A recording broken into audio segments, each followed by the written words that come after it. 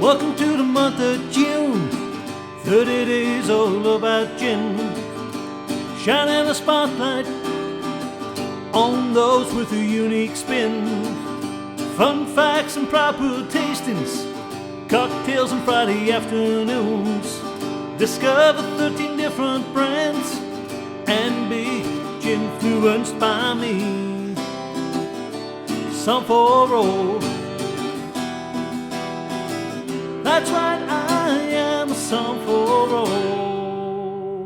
Well, hello everyone, and welcome to day 13 of Gi-Une 2022, my annual salute to gin during the month of June.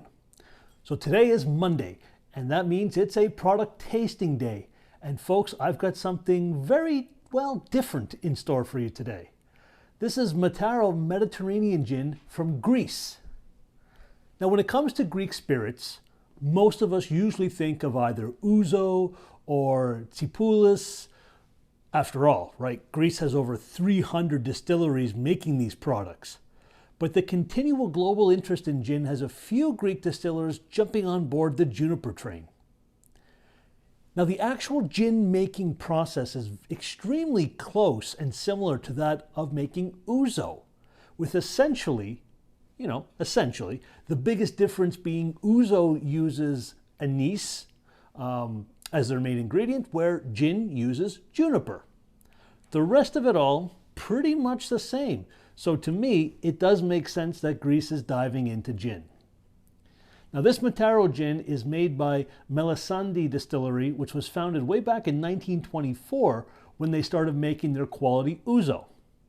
In 2019, they decided to create their first gin, and they named it after a Greek ship that in 1945 had made two, fairly dramatic voyages across the Mediterranean as it was trying to rescue Hebrew refugee children. It's a pretty neat little story there, a nice little homage that they're paying as well.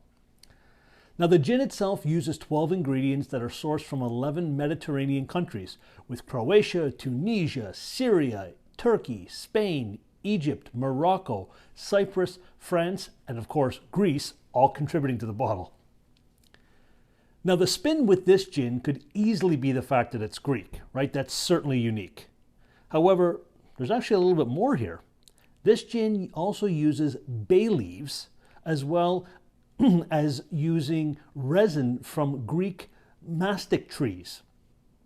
That's a spin trifecta in my book for sure. So with a very attractive bottle design, this gin comes in at 41.5% ABV for a 750 ml bottle. Let's take a dive in for a sniff and a taste, shall we? Now, as always, first we're going to acclimate our nose by raising the glass 3 times, and then in the 4th raise, that's when we take a big inhale, big sniff. Here's how I like to do it. Hello there. Nice to meet you.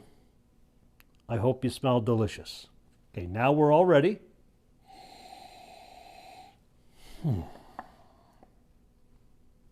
Well, that's a little different, but in a very fun and very pleasant way. I get that bright citrus that pops out right away, but it's quickly followed by some piney cedar notes and then bay leaf. Definitely in there. You can't miss it. Now, when I go in for, another sniff, I'm getting some licorice and some floral notes. Chamomile is standing out. Quite interesting on the nose. Now we're going to taste. And remember, when tasting wine, spirits, and sake, we want to swish the liquid around our mouth and coat all 5 of our flavor receptors. Cheers.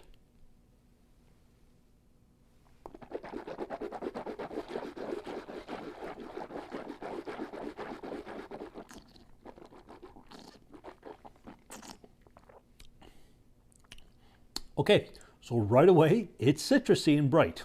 Orange, kind of tangerine shows up first. Then there's some lavender floral notes. I get that resiny pine again. And whoop, bay leaf is back.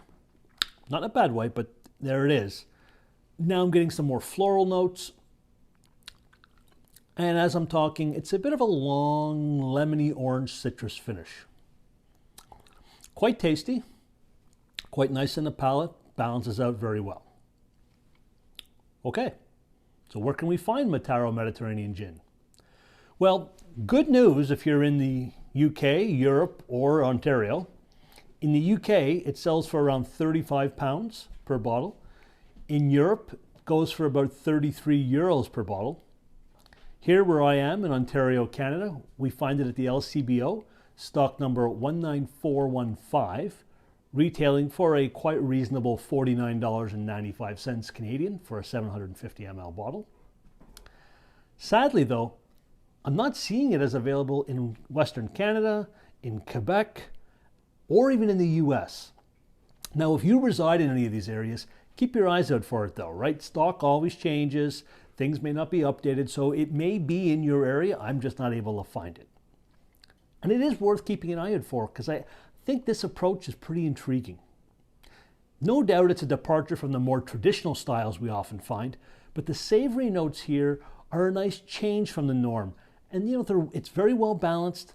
Those Mediterranean savory notes are well integrated with the more traditional citrus, pine, and floral attributes of gins that we normally see, just maybe taking a secondary step. Quite nice, quite interesting, quite different. So there you have it, folks. A Greek gin with a few unique spins. Thanks for tuning in. Tomorrow, day 14 of Gi-Une, I'll be sharing another product showcase, so be sure to check out my Twitter, Facebook, and Instagram pages and ensure that we are indeed connected by following each. Also, please, very important, don't forget to like this video, share this video, and subscribe to my YouTube channel to make sure that you don't miss a moment of Gi-Une. It's all very easy to do. Just go into the search bar, type in SOMM4ALL, do that in any of the social media platforms I have, and you'll be all set. Until tomorrow, folks, stay safe, be well, and cheers from Song for All. I am a song for